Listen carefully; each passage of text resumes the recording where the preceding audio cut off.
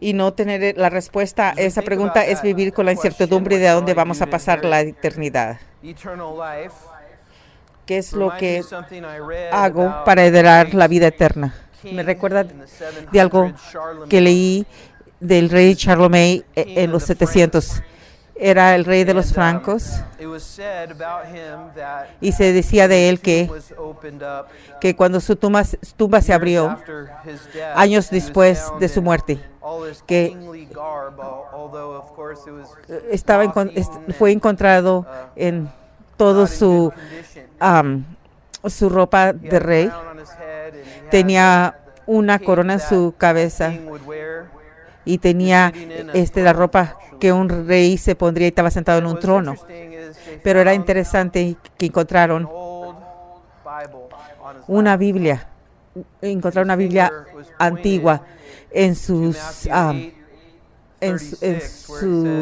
piernas, y su dedo apuntaba a Mateo 8:36 y dice que le beneficia a un hombre que gane todo el mundo y pierda su alma. Es algo muy grande, un registro registrado de alguien que pensaba en las cosas eternas. Vemos en las escrituras, en el libro de Lucas, y encontramos a un hombre en Lucas 16 que vivía por los placeres del mundo y las cosas del mundo. Y cuando se murió se encontró en un lugar que él no quería estar en. Y él preguntó si el mensaje podía llegar a sus hermanos que todavía estaban vivos, para que no fueran a donde él estaba. Y la respuesta, que si alguien no creía basado en las evidencias y las escrituras, no había suficientes milagros o mensajeros del infierno que lo pudieran convencer a esa persona de su necesidad para la salvación y Jesucristo. En el libro de Mateo, capítulo 7, versículo 21, nos dice que hay gente que presumen que van a pararse frente a Dios en gloria con Él, en el reino de Dios, cuando se mueran. Cuando se mueren reconocen que es demasiado tarde. Y Dios les dice, aléjense de mí, no los conozco. A través de todo el libro de Lucas, realmente hemos estado viendo a Jesucristo en su ministerio, explicando en varias maneras, predicando, enseñando a través de milagros para los de cualquier forma que Él puede, para obtener la atención de la gente, para que entiendan la respuesta a esa pregunta, para animar a las personas para que hagan un movimiento y hagan algo con eso antes de que sea demasiado tarde. En el libro de Lucas leemos varias veces y la respuesta a esta pregunta de la vida eterna.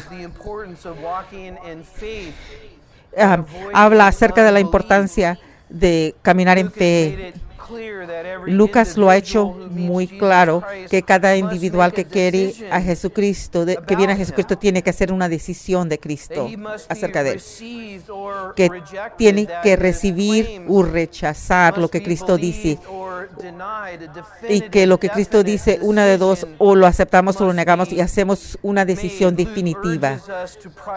Y Lucas nos dice que tenemos que priorizar la fe y tener confianza en Dios y no tener confianza en nosotros mismos. En Lucas 15, Cristo nos llama a llegar a gracia y estar bajo la misericordia. En Lucas nos advierte que nos preparemos para el regreso de Cristo, respondiendo a la palabra de Cristo y arrepintiéndonos. En Lucas 16 nos dice que cuidemos nuestro corazón en contra del pecado y ser obedientes a Dios y dar gracias a Dios y aceptar la oferta que Cristo hizo por nosotros para perdonarnos. Y en el Lucas 17 nos dice que esperemos estando siempre sirviendo al Señor con fe y orando siempre. En Lucas 18 leemos que Dios siempre responde con misericordia para las personas humildes. Miramos a Lucas, el autor de este libro, que ha estado hablando de la importancia de caminar en fe y creyendo. Nos enseña lo que realmente es la fe verdadera. La necesidad de continuamente estar dependientes de Dios. Acabamos la semana pasada con la respuesta de Jesucristo, que los niños chicos, los niños pequeños, si notan en el capítulo 18, versículo 17, a donde dice: de cierto os digo que el que no recibe el reino de Dios como un niño no entrará en él. A través de todo el libro de Lucas vemos una definición clara del tipo de cristianismo que Él quiere que estemos claros en. Y esta mañana venimos a una historia en particular de un hombre que hizo una pregunta particular para incrementar nuestro entendimiento de lo que significa ser salvado, de tener la seguridad de donde vamos a pasar la eternidad con Cristo. Y es algo que Dios quiere que estemos seguros de, y no algo de lo que estemos pensando si sí o no. Hay que ver el capítulo 18, versículo 18. Dice: un hombre principal le preguntó diciendo: Maestro bueno, ¿qué haré para heredar la vida eterna? Este individual en particular era quizás un líder religioso en un sinagoga, alguien que sabía muchísimo de la religión. Vemos en otras cuentas, en la cuenta de Mateo y de Marcos, y encontramos esta historia también, que este reinador era joven y era rico. Lo encontramos en el texto, y dice que cuando él se arrimó a Cristo, corrió hacia Cristo y se hincó frente a Cristo. Y la pregunta que sale, y es interesante cómo trae la pregunta, que está corriendo y se pone de rodillas y le llama buen maestro. Eso es lo que estaba en su mente, lo mejor que él podía pensar en presentarse hacia Cristo y cómo dirigirse hacia Cristo. Tú eres un buen maestro, así se dirigió hacia Cristo. Pero nota, este joven, hombre rico, hombre de poder, que sería considerado un hombre bueno, un hombre excelente, un hombre honrado en este mundo, un hombre que en este mundo hubiese obtenido todo lo que se necesita para ser sobresaliente en este mundo. Es joven y es rico y es poderoso, pero no era como un rico, pobre y joven que usan sus oportunidades para hacer cosas que no deben ser y placer. Él era un hombre moral, un hombre muy moral, pero nota que algo le faltaba. Nota, él vio algo en Cristo que él no tenía, que le ponía la pregunta en su corazón: ¿qué es lo que me falta? Y así es para todos aquellos que llegan al final de todo lo que el mundo miraría como avance. Miran que está vacío, porque todo lo que el mundo ofrece no ofrece lo que es más importante para un humano, que es una relación con Dios. Una relación con Dios es lo que llena todas las otras necesidades por cosas del mundo. En nuestro texto vemos un gran respeto para este rey. que se pondría humilde y de rodillas frente a Cristo. Pero perdió el punto que este hombre notó que había algo que le faltaba a él. Cuando hace la pregunta, ¿qué hago para heredar la vida eterna? No solo está hablando de una cantidad de vida. En otras palabras, no solo está hablando de dónde va a ir cuando se muera. Cuando habla de la vida eterna, también está hablando de calidad de vida. Quería entender la forma en que Jesús vive la vida, que él mira que Jesús está viviendo su vida mejor que él. Como que Jesús está más lleno, más feliz, que Jesús tiene más paz. Jesús aparenta tener más satisfacción. Y él está pensando, ¿qué me falta a mí? Piensa en esto. Si alguien viniera a ti y te dijera, ¿cómo puedo llegar al reino de Dios? ¿Tú qué le responderías? Y tú probablemente, como muchos de nosotros, inmediatamente le dirías, te tienes que arrepentir de tus pecados y dar tu vida a Cristo como tu Salvador por fe. Y a lo mejor lo llevas a través de los 4 leyes espirituales o por el camino de Romanos de salvación. Pero nota aquí que Cristo no hizo eso. Y él no pensó, oh, ya tengo uno. Esta es una fruta que está colgando muy baja. Este va a ser fácil. Y no entró inmediatamente a las buenas nuevas. Es muy interesante. Al contrario, le hizo una pregunta. Imagínate que alguien viene a ti y te pregunta, ¿cómo voy al reino de Dios? Y luego tú entras al Evangelio de redención.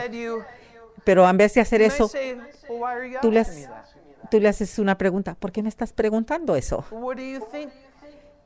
¿O qué es lo que tú piensas que es la vida eterna? Y Cristo hace cosas diferentes con diferentes personas. No hay una forma para el evangelismo. Y Jesús trata a diferentes personas de diferentes maneras. Esto es una persona que piensa que lo tiene todo, pero reconoce que algo le falta. Pero como Dios se le arrima, le pregunta, ¿por qué me llamas bueno?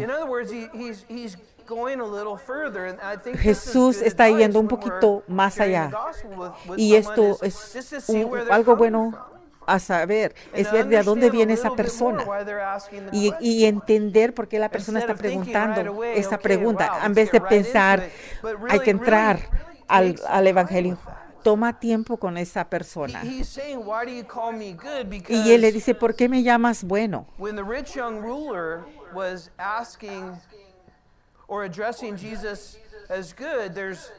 Porque cuando el rey rico joven le dice, bueno, hay 2 palabras en el Nuevo Testamento que significa bueno, y esa es la palabra que aquí está usando el rey joven rico. Hay una forma de ser bueno externamente buenos, pero no interno. Pero aquí cuando dijo buen maestro, está diciendo realmente eres bueno. O sea, naciste bueno. Eres bueno, tu naturaleza es buena. Y así que Jesús le dice, ¿por qué me estás llamando bueno? Y luego Jesús hace una explicación. Hay que entender que ninguno es bueno naturalmente. Todos tenemos una naturaleza caída. Es lo que nos dice la Biblia, que es muy claro, que todos no somos buenos, sino que somos nacidos con pecado y somos rebeldes en contra de Dios. somos tercos y empujamos o nos alejamos de las cosas que Dios quiere que hagamos y tratamos de hacer las cosas que nosotros queremos hacer y somos rebeldes y no queremos que nadie tenga autoridad o control sobre nosotros. Así es como nacemos. Así que Jesús está pensando, ¿comprendes o solamente lo estás diciendo para ser bueno y halagarme? Y Jesús le da un poquito más de espacio en su evangelismo para comprender de dónde viene este rey rico, para entender para que él entienda su naturaleza verdadera. Y le dice, ¿entiendes de lo que me estás pidiendo acerca de la vida eterna? ¿Realmente quieres la respuesta a lo que es o lo que tienes que hacer para obtener la vida eterna? Y Cristo piensa que a lo mejor nomás está tratando de buscar cosas para su bolsa de seguro y seguir viviendo su vida como siempre la ha vivido. Y por eso es que Jesús le hace preguntas, porque quiere saber de dónde viene este hombre con su pregunta. Y eso lo lleva a una fundación primaria y un entendimiento mejor. Y le dice que no hay nadie bueno, solo Dios. Todos hemos pecado a través de Cristo y todos los que hemos nacido después de Adán somos pecadores y hemos heredado esta condición de pecado que tuvo Adán y nos la pasó a todos. Todos los que hemos vivido somos pecadores. Y es muy importante entender que todos nacimos en pecado. Y porque nacimos en pecado y no somos buenos, pero mira lo que Jesús hace ahora.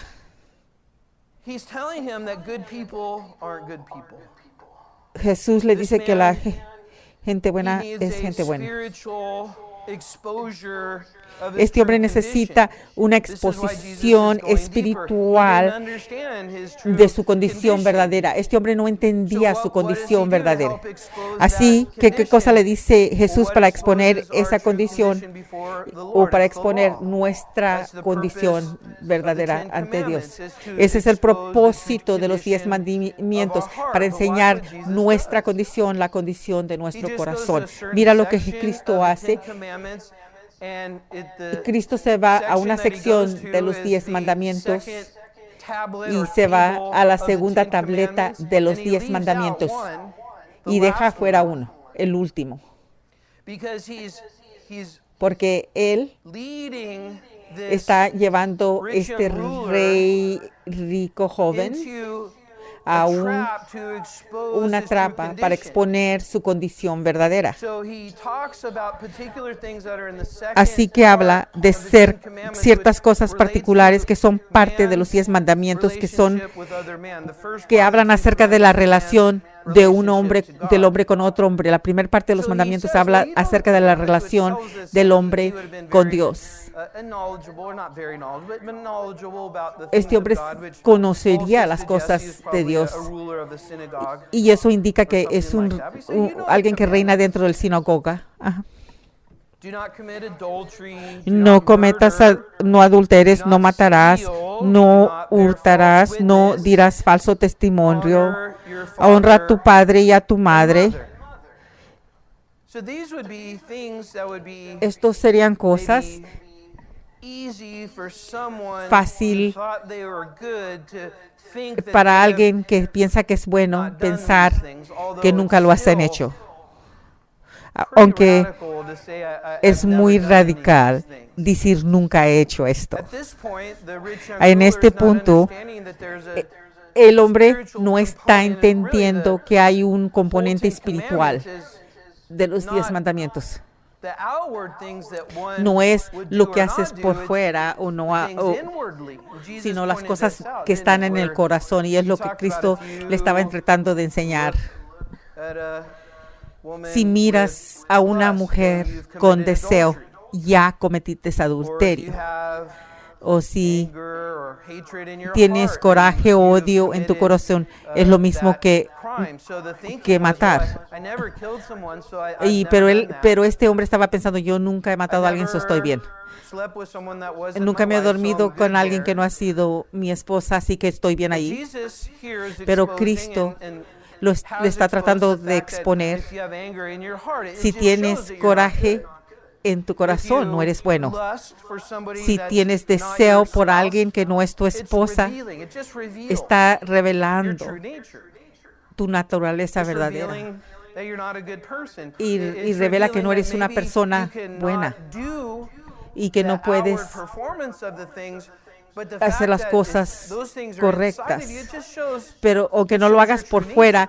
El hecho de que están dentro de ti enseña tu naturaleza verdadera. El versículo 21, él dijo, todo esto, nota todo, lo he guardado desde mi juventud. Esto es lo que una persona que piensa que está salvada por sí mismo lo hace. No hay ninguna manera que esos mandamientos él los haga hecho toda su vida, que haga honrado a sus padres toda su vida. No hay ninguna manera que los haga cumplido. Y no hay ninguna manera que no haya robado algo, aunque sea por accidente. Pero en su mente, y esta es la delusión de muchos que van en esa carretera ancha que llega a la destrucción. Ellos piensan que están bien, que no son tan malos. Piensan que han hecho muchas y suficientes cosas buenas. Ellos proponen o piensan que no importa lo que la Biblia diga, ellos están bien. Ellos están pensando, pero la Biblia está diciendo eso no es correcto. No puedes leer la Biblia y pensar que eres una persona buena. Cuando lees la Biblia te das cuenta que estás en problemas. Reconoces que frente a un Dios santo no puedes pararte frente a Él. Aquí encontramos la evidencia para nuestra salvación. Es evidencia de la necesidad de una perfección moral. Ese es el requerimiento. Perfección moral. Y no solo en acción, sino también en el pensamiento, en las palabras. Perfección moral. Desde el momento que nacemos hasta el momento en que nos paramos frente a Cristo y nunca pecar ni una sola vez. ¿Por qué es eso? Porque Dios es santo. Por eso es que ese es el requerimiento de la ley. Y no es como nosotros somos. Y para que alguien piense que ellos son buenos, la única forma que ellos pueden hacer eso es compararse a otro pecador. Pero no puedes pensar eso si te comparas contra un Dios santo.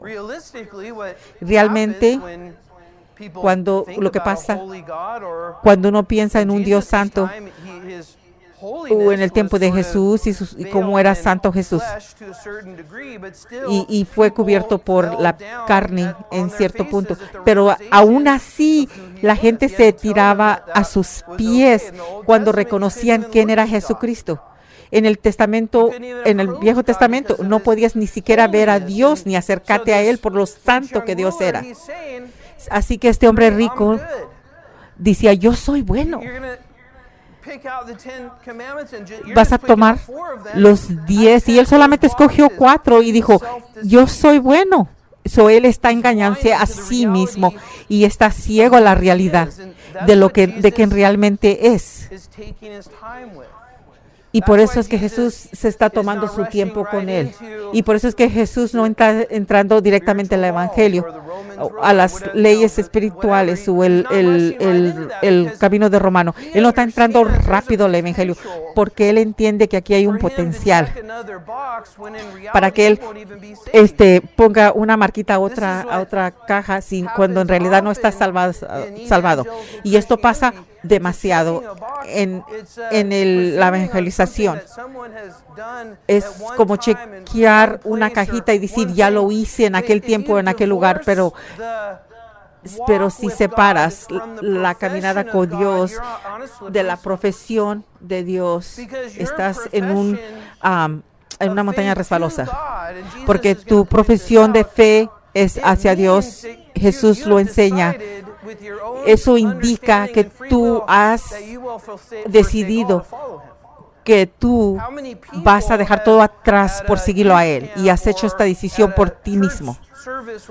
¿Cuántas personas van a una iglesia y caminan hacia el frente o en una cruzada a aceptar a Cristo y lo hacen como una marquita y lo actan y lo ponen en su caja de salvación, pero para estar rectos frente a Dios, pero realmente no entregan su corazón a Dios? Pero esas son las personas que Dios dice que se van a parar frente a Cristo y Dios les va a decir, no te conozco. Es profesar sin caminar con Cristo. Es una forma de nomás como ponerle una palomita a la caja, pero vivir separado de Dios, y Cristo está advirtiendo aquí en contra de eso. Así que lo ayuda a admitir que Él es bueno y que ha hecho todos los requerimientos de la ley. Y lo que Cristo lo quiere hacer entender es que Él está engañado por sí mismo. Así, en el versículo 22 dice, Jesús oyendo esto le dijo, aún te falta una cosa. Y esa cosita era todo. La única cosa que le faltaba era toda la cosa. La única cosa. La una cosa que le faltaba era una cosa que lo detenía de entrar al reino de Dios. La una cosa que le faltaba, recuerda que en su mente está tratando de llenar una aplicación de cajitas. Lo que él no entendía, que él tenía todo mal. Lo que él no entendía, había una cosa que le faltaba. Y esa cosa que le faltaba iba a exponer todo lo demás que le faltaba. ¿Qué era la cosa que le faltaba? ¿Qué era esa cosa? No le dice claramente, pero le dice, vende todo lo que tienes y dalo a los pobres. Solo dice dos cosas. No le dice, aléjate de todo. Le dice, vende todo y dáselo a los pobres. ¿Qué es lo que estaba haciendo Cristo? Le estaba mostrando que él había violado el primer mandamiento, que no tendrías ningún Dios ante Dios verdadero. Y por eso es que James diría en el capítulo 1, si eres culpable de una parte de la ley, eres culpable de quebrar toda la ley. Aquí aparentemente este hombre tenía todo lo que el mundo tenía que ofrecer y era moral. Y todos pensarían, este es un hombre ejemplo, es como deberíamos de ser, es un hombre modelo de fe y devoción, cuando realmente este hombre no tenía nada.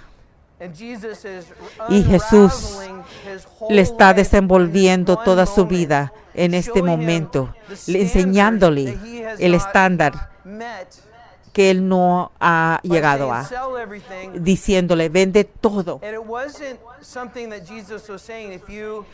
No era algo que Jesús estaba diciendo, si vendes todo y se lo das al pobre vas a ser salvado. Esto era muy específico para este hombre, porque este hombre adoraba las cosas materiales y vivía por esas cosas y no las quería dejar. Él nomás quería agregar salvación a su estilo de vida. Y Jesús le está explicando, así no es como funciona. Jesús le está diciendo, si estás hablando en serio, si realmente quieres la vida eterna. Imagínate, en este punto él está pensando, solamente quería una cosita que me faltaba, y en este momento se le viene todo abajo. Cuando nosotros nos encontramos con Dios, nosotros nos desvolvemos. Nosotros tenemos que estar dispuestos. Si es necesario, es dejar cualquier cosa que se está metiendo entre nuestra relación y la relación con Dios. Y hay que poner eso sobre nosotros. Lo estamos haciendo, estamos dispuestos de dejar cualquier cosa atrás que se interfiriera con nuestra relación con Dios. ¿Y sabes lo que yo he notado? Él continúa diciéndome que deje cosas, aunque ha sido un cristiano por mucho tiempo. Indicando, es un proceso de nuestra dejando cosas atrás, cosas que interfieren entre nuestra relación con Dios, pero aquí primariamente. Y esto es hablando a muchos que van en el camino ancho a la destrucción, que no se engañen a sí mismos que están bien, porque han hecho alguna cosa que les han dicho que hicieran, pero no están caminando con Dios. Si realmente lo piensas, amas muchas otras cosas más que a Dios. Y la Biblia dice que no puedes servir a dos dioses. No puedes servir a Dios y al mundo. Y esto es el entremedio, a donde mucha gente se encuentra y terminan en el infierno. Por el pensamiento que ellos pueden tener su pastel y comérselo también, que puedo seguir el mundo y agarrar todo lo que quiero, pero tener mi seguranza en mi bolsa de atrás para cuando me muera. Él está exponiendo eso. Él está hablando muy claro que si no estamos dispuestos a quitar cualquier cosa que interfiera con nuestra caminada con Dios, no estamos siguiendo a Dios. A lo mejor no tengamos que hacerlo. A lo mejor no tengamos que hacerlo y a lo mejor no nos lo pide que lo hagamos, pero tenemos que estar dispuestos a hacerlo. ¿Hay alguna cosa que tú amas y que tú no dejarías atrás para caminar mejor con Dios?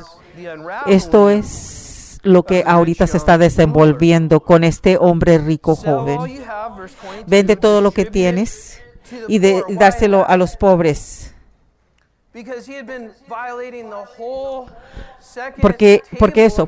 Porque él había estado violando la segunda tabla de los 10 mandamientos por no cuidar o querer a los demás. Jesús dice que toda la ley está resumida en querer a Dios con todo tu corazón, mente y fuerza. Y el segundo es querer a tu prójimo como a ti mismo. Si él realmente quería ir al reino de Dios basado en sus buenas obras, esa es una opción, y es una opción para nosotros, pero eso significa que tendríamos que ser perfectos en nuestra relación con Dios y queriendo a Dios, y nuestra relación con otros y queriendo a otra gente, lo cual menos de un segundo después de que nacemos, eso ya está fuera de la tabla. No se lleva mucho para que nuestra condición pecadora se revele. Jesús no estaba diciendo, si haces esto vas a ser salvador. Sabemos que eso no es cierto. Lo que le estaba haciendo este individual es mostrándole su ídolo. Y le estaba mostrando, tú quieres tu vida en este mundo. Y tu amor y tu amor por tu vida en este mundo te está manteniendo alejado de Dios. Si realmente quieres saber a dónde está tu corazón, vende todo lo que tienes y dárselo a los pobres. Y después, ven y sígueme. ¿Y qué fue la reacción? Mira el versículo 23. Entonces él, oyendo esto, imagínate el cambio. Se puso muy triste porque era muy rico. De repente, ay, buen maestro, ¿qué más puedo hacer? Toda esa alegría en unos cuantos segundos se fue. Y estaba como una persona mensa reconociendo la convicción de su propio corazón. No nos dice lo que hizo después, solamente que se fue triste.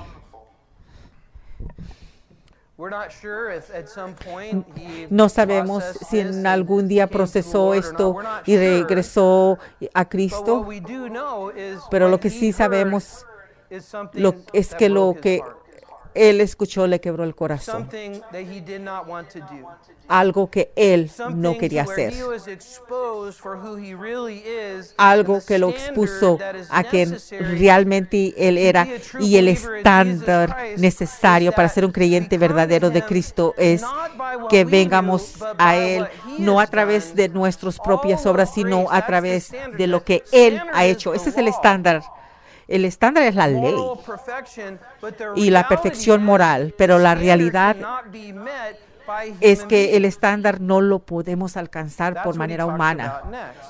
Es lo que está explicando ahorita. Así es que hay que ver el siguiente versículo. Al ver Jesús, y ahora la enseñanza puede salir del entendimiento de un Salvador. Al ver Jesús que se había entristecido mucho, dijo, cuán difícilmente entrarán en el reino de Dios los que tienen riquezas. ¿Por qué es eso? Las riquezas, podrías decir basado en esto, son muy altas en la lista que espiritualmente te afectan o se atraviesan en tu relación con Dios. La Biblia es clara que ser rico no es un pecado y no es mal, pero tener las riquezas como un ídolo sí es mal y es un pecado.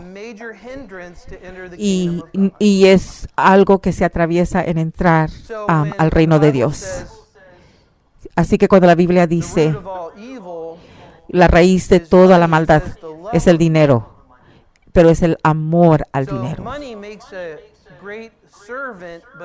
El dinero es un buen sirviente, pero un maestro feo. Las cosas materiales son muy poderosas para quitarte del reino de Dios, porque el dinero artificialmente puede asimilar cosas que solo Dios nos da hasta cierto extent. Las personas con dinero, con harto dinero, mucho dinero, pueden ser las cosas más fáciles para ellos. Tienen momentos de felicidad cuando compran ciertas cosas. Puedes tener un poquito más confortable y puede aparentar, pero en muchas instancias el dinero trae muchas preocupaciones y problemas. Aquí el punto de nuevo es el dinero y las cosas materiales son un problema muy grande para la relación con Dios.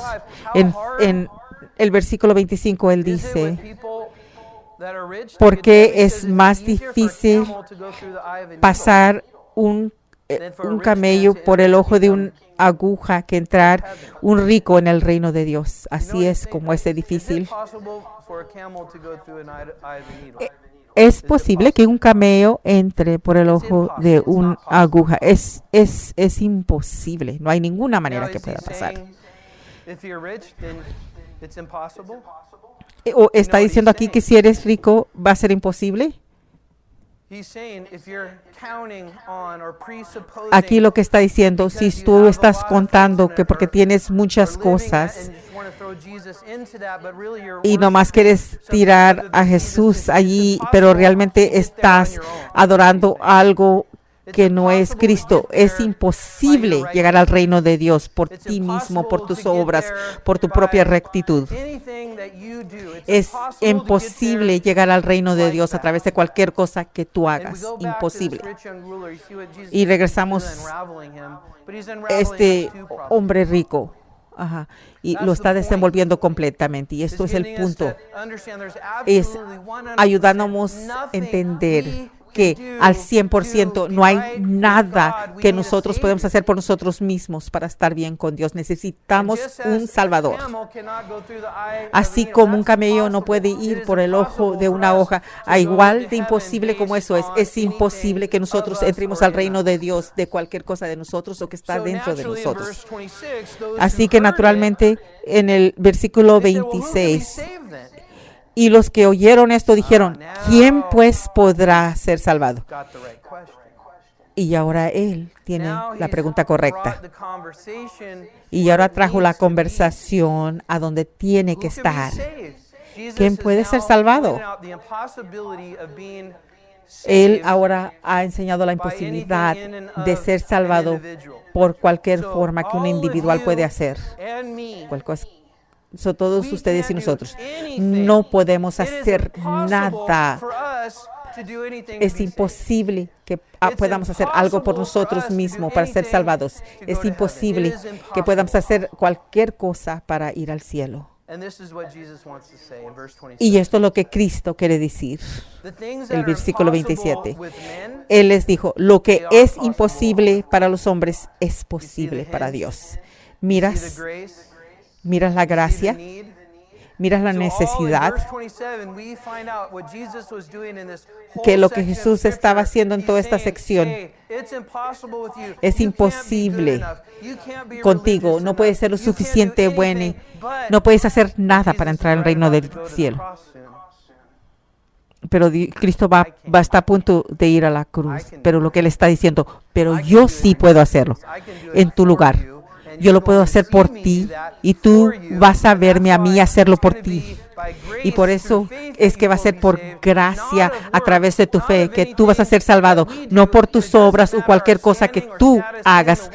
Y no importa tu estatus en este mundo, va a ser todo basado en que nosotros remuevamos de nuestra vida las cosas que se entrevienen entre nosotros y Dios y que nos quiten de ponernos frente a Dios por fe. A este punto, uno pueda decir, ¿qué es lo que hay ahí para mí?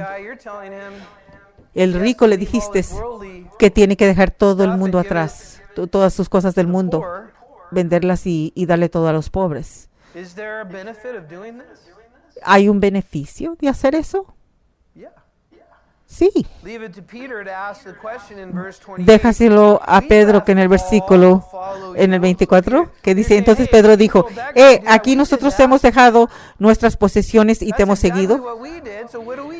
Y Pedro está diciendo, es lo que hicimos nosotros, ¿qué vamos a ganar nosotros? Y aquí es donde vemos el salario. Y él les dijo, ¿saben ustedes que el salario del pecado es la muerte? Ese es tu pago por pecar, es la muerte. Pero el salario por la salvación es la vida eterna en Cristo Jesús. ¿Qué es el salario? Aquí en el versículo 29 nos dice, y él les dijo, de cierto os digo que no hay nadie que haya dejado casa o padres. Hay que pararnos ahí por un momento. Aparece que cuando uno realmente viene a fe en Jesucristo, hay donde uno deja algo. Es importante ver, muy importante ver, es lo que Dios está tratando de ponerle énfasis. el cristianismo en nuestra cultura es mantener todo y pensar que puedes hacer las dos cosas. Pero la Biblia es muy clara. Aquí de nuevo, nosotros tenemos que estar dispuestos a dejar lo que tengamos que dejar. Si tenemos que parar nuestros trabajos o dejar nuestra casa. No realmente significa eso, pero el principal y el punto. Si eres un cristiano, vas a encontrarte dejando cosas que son de tu vida antigua. Dejar, para mí, era dejar los planes para mi vida. Dejar los planes de cómo yo quería que mi vida fuera escrita. Dejar lo que en mi mente era la forma que mi vida debería de ser y como yo había sido enseñada. A mí me enseñaron a hacer lo que yo quisiera hacer, podría hacerlo. Pero me di cuenta que yo no me pertenecía a mí mismo, que yo había sido comprado con un precio. Y tuve que dejar todas mis ambiciones y mis sueños. Y en vez de eso, apuntarme para lo que Dios quiere para mí y dejar que Dios dictara para mí y el Espíritu me guiara por la fe cada paso. Y ahora estoy lo suficiente grande y he sido un cristiano lo suficiente tiempo que ahora puedo ver hacia atrás y ver la mano de Dios sobre mí a través de toda mi vida, a donde hice cosas que no hubiese hecho normalmente. Y no hice cosas porque pensé que Dios no me estaba guiando por ese camino. Y continué caminando con Dios.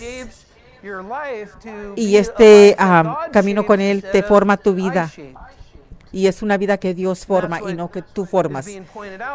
Y es lo que se está enseñando aquí. Es el deseo, la voluntad de decir, Dios, soy tuyo, haz conmigo lo que tú quieras conmigo. Y es lo que está viendo aquí hablando Jesús, es dejar todo en el pasado, dejar todo lo que no es de Dios atrás. Y escribir, darle un cheque en blanco a Cristo y decirle, tú escribe mi vida, tú determina mi vida, tú guíame. Y no soy yo el que está en control. Yo ya terminé con ese control, te lo doy a ti, Señor. Y por eso es que la palabra dejó atrás. Quizás no lo reconozcas al principio, pero cuando dices, Dios, haz conmigo lo que tú quieras, tu voluntad se ha hecho y no la mía. Eso empieza una cosa nueva y Dios empieza a formar tu vida y vas a darte cuenta que hay muchas cosas que has dejado atrás porque esas cosas son de tu vida vieja. Porque son cosas del mundo, porque te están deteniendo de las cosas de Dios. Aquí Jesús dice que el premio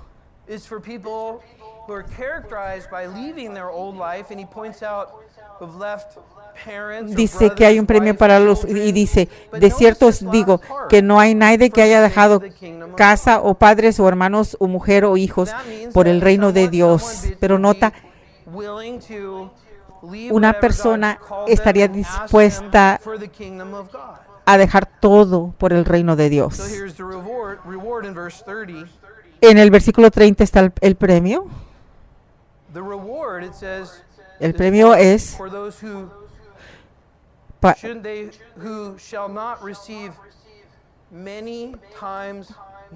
que no haya de recibir mucho más en este tiempo. Quieren circular esta parte. Este es el salario, mucho más. Esto es una promesa, es lo que Dios ofrece a nosotros.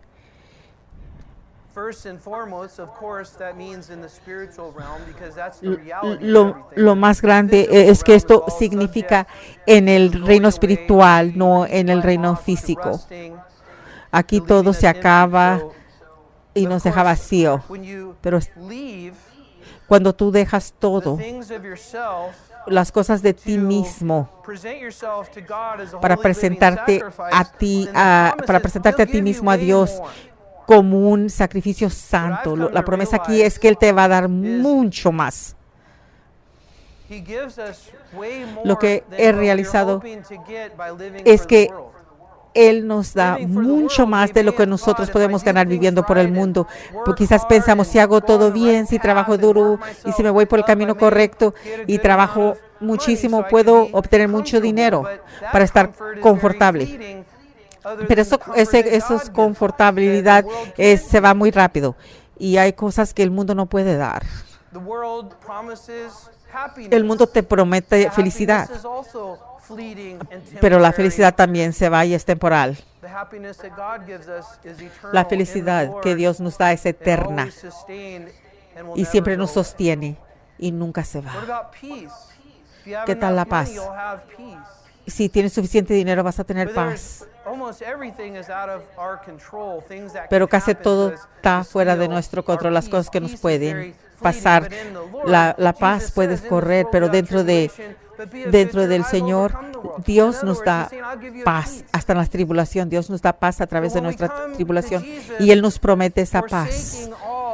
Y cuando venimos a Cristo dejando todo atrás y dejándolo a Él que trabaje en nosotros y empezamos a seguirlo a Él en fe, lo que estamos recibiendo,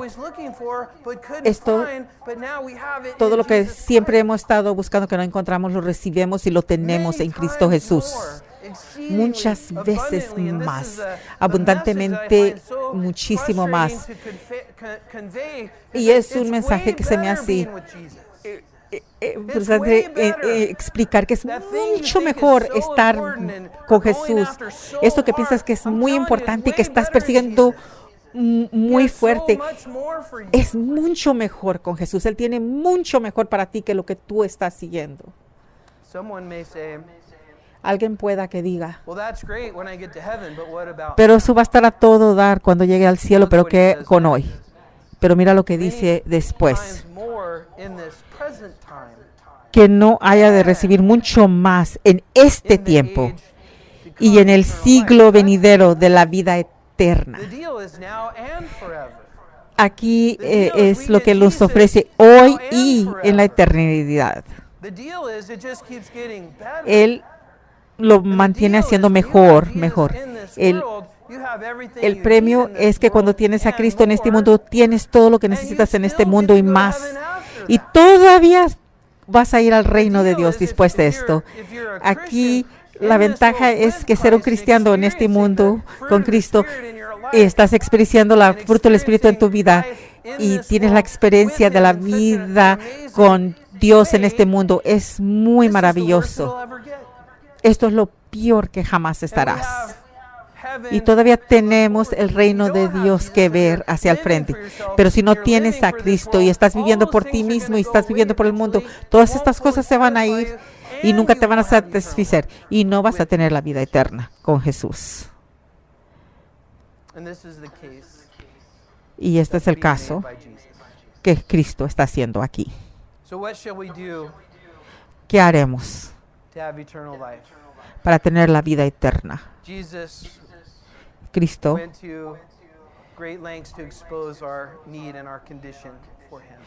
fue a gran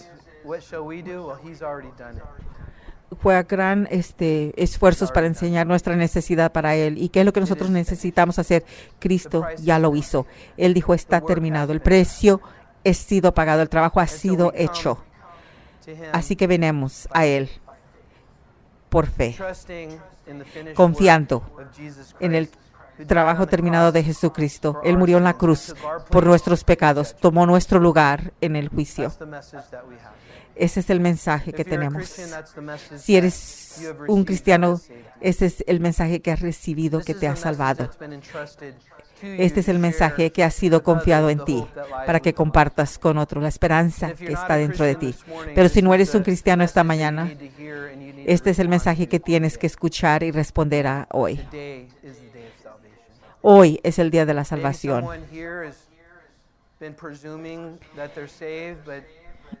Alguien a lo mejor aquí ha estado pensando que han sido salvados, han tenido una profesión de fe, pero no están caminando con Cristo, no han cambiado de dirección. Eso es muy preocupante.